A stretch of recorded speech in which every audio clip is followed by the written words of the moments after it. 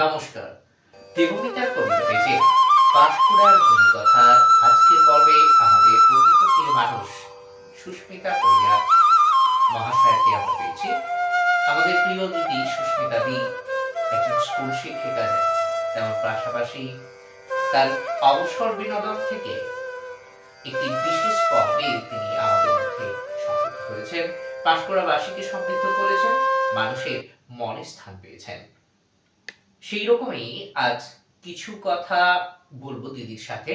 আমাদের সামনে উপস্থিত হয়েছেন দিদি সুস্মিতা পরিয়া, আমাদের পাঁশকুড়া এলাকাবাসী তথা আমাদের এই পূর্ব মেদিনীপুর জেলার অন্যতম বিশিষ্ট আবৃত্তি শিল্পী হিসাবে তিনি আমাদের মধ্যে সমাদৃত হয়েছেন। সেই সমাদৃতা দিদিকে আমাদের এই দেবমিতার কবিতা পেজে স্বাগতম জানাচ্ছি। নমস্কার দিদি। দিদি, এই যে কবিতার জগতে আসা, এই কবিতার প্রতি যে ভালোবাসা, এটা কিভাবে আপনার মধ্যে শুরু হয়েছে? এটা শুরু হয়েছিল খুব ছোটবেলাতে, যদিও প্রথাগতভাবে সেভাবে আমার আবৃত্তি শেখা হয়নি।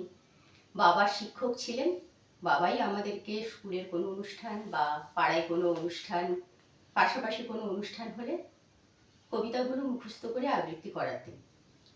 তারপরে প্রথম আপনার আবৃত্তির জগতে আসা বাবার থেকে।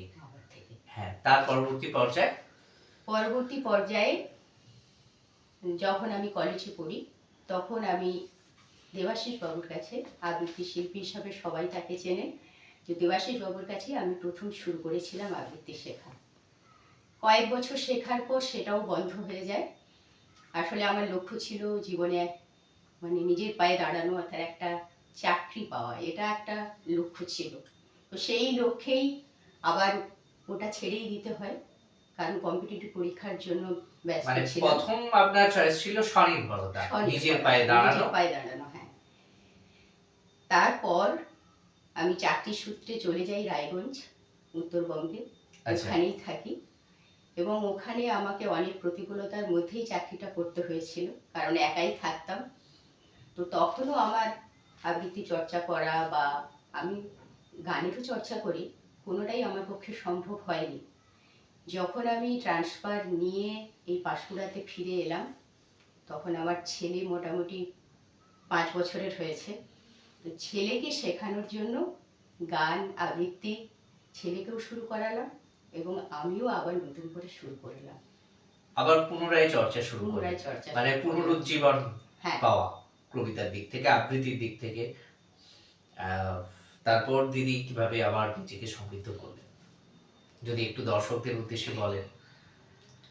সমৃদ্ধ বলতে আসলে ভালোবাসি, চর্চাটা সেইভাবে হয়নি। তো যখন সেই সুযোগটা পেলাম, সেটাও অনেক মানে কষ্টের মধ্যে, কারণ বাচ্চা মানুষ করার সঙ্গে সময় পাওয়াটা খুব টাফ একদম। তবু যেটাকে আমি ছেড়ে দিয়েছিলাম সেটাকে আবার আমাকে ফিরিয়ে আনতেই হবে, এইভাবেই আমি আবার সেটা শুরু করলাম। তো মানে কি বলবো, এতটাই তখন মানে অসুবিধা থাকা সত্ত্বেও আমি কিন্তু ওইটা চালিয়ে গেছি, ছেলেকেও শেখাচ্ছি এবং তার সঙ্গে আমিও শিখছি। তারপর বেশ কিছুটা সময় চর্চার পর মানে কয়েকজন মানুষ আমাকে মানে উদ্বুদ্ধ করলো যে বাইরে অনুষ্ঠান করার জন্য। দু একটা অনুষ্ঠান যাওয়ার পর মানে আবৃত্তিটা তখন আরো কাছের হয়ে গেল। তখন আপনি একটা আলাদা প্ল্যাটফর্ম পেলেন, আপনার পছন্দের একটা প্ল্যাটফর্ম তৈরি করলেন। এবং সেই যায় মানে সেটা এতটাই ভালো লাগলো যেটা আমি ভাবতেই পারিনি, যে কারণ লক্ষ্যটা ছিল আমার চাকরি পাওয়া, ওটা পেয়ে গেছি, বেশ ওটাতেই আমি খুশি। যে নতুন করে আর কিছু মানে ভাববো বা একটা আরেকটা প্ল্যাটফর্ম আমি পাবো, এইটা ভাবিনি।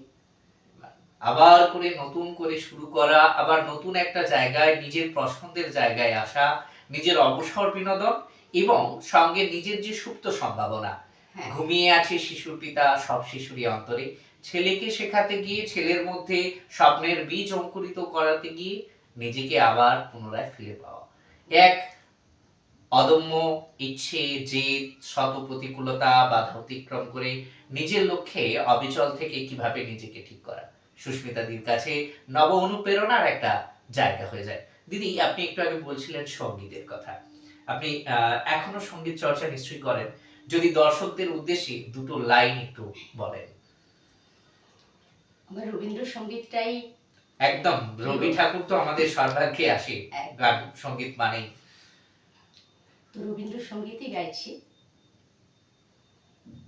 বরিশধরা মাঝে শান্তির বাড়ি, বরিশধরা মাঝে শান্তির বাড়ি, শুষ্ক হৃদয় লই আছে দাঁড়াই, শুষ্ক হৃদয় লই আছে দাঁড়াই, ঊর্ধ্বমুখে নর নারী,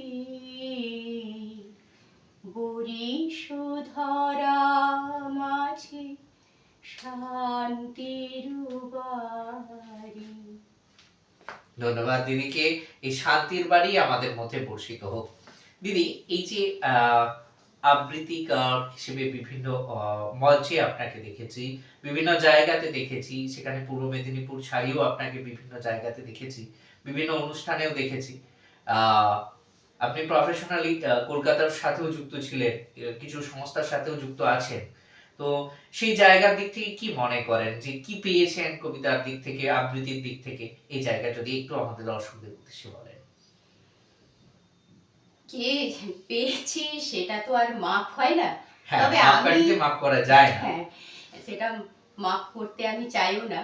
তবে আমি যেটুকু পেয়েছি এটুকুতেই আমি খুশি। আমি অল্পতেই খুশি। তো আমাকে বিভিন্ন মানুষ আমার জেলার বা জেলার বাইরে কিছু মানুষ হলেও আমাকে আমার আবৃত্তি শুনে যে আমাকে ডেকেছে, এটাই আমার কাছে বড় প্রাপ্তি।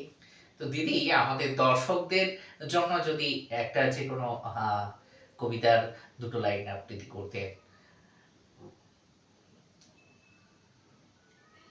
এই মুহূর্তে আমার রানার কবিতাটা খুব মনে পড়ছে। আর এই রানার গানটার সুকান্ত সঙ্গে ভট্টাচার্য। সবাই হ্যাঁ, সবাই গানটার সঙ্গে বেশি পরিচিত। তো রানারটাই বলছি।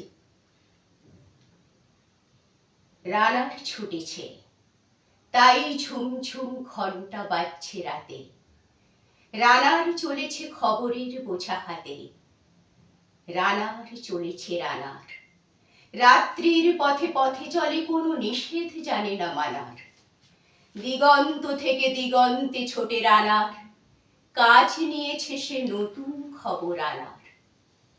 রানার রানার জানা অজানার বোঝা আছে তার কাঁধে, বোঝাই জাহাজে রানার চলেছে চিঠি আর সংবাদে, রানার চলেছে বুঝি ভোর হয় হয়, আরো জোরে আরো জোরে এ রানার দুর্বার দুর্জয়, তার জীবনের স্বপ্নের মতো পিছে সরে যায় বন, আরো পথ বুঝি হয় লাল ও পূর্ব কোণ, অবাক রাতের তারারা আকাশে মিটমিট করে চায়, কেমন করে রানার সবেগে হরিণের মতো যায়, কত গ্রাম কত পথ যায় সরে সরে, শহরে রানার যাবেই পৌঁছে ভোরে, হাতে লণ্ঠন করে ঠন ঠন জোনাকিরা দেয় আলো, মা ভই রানার এখনো রাতের কালো। এমনি করেই জীবনের বহু বছরকে পিছু ফেলে পৃথিবীর বোঝা ক্ষুধিত রানার পৌঁছে দিয়েছে মেলে, ক্লান্ত শ্বাস ছুঁয়েছে আকাশ, মাটি ভিজে গেছে ঘামে, জীবনের সব রাত্রিকে ওরা কিনেছে অল্প দামে, অনেক দুঃখে বহু বেদনায় অভিমানী অনুরাগে, ঘরে তার প্রিয়া একা শয্যায় বিনিদ্র রাত জাগে।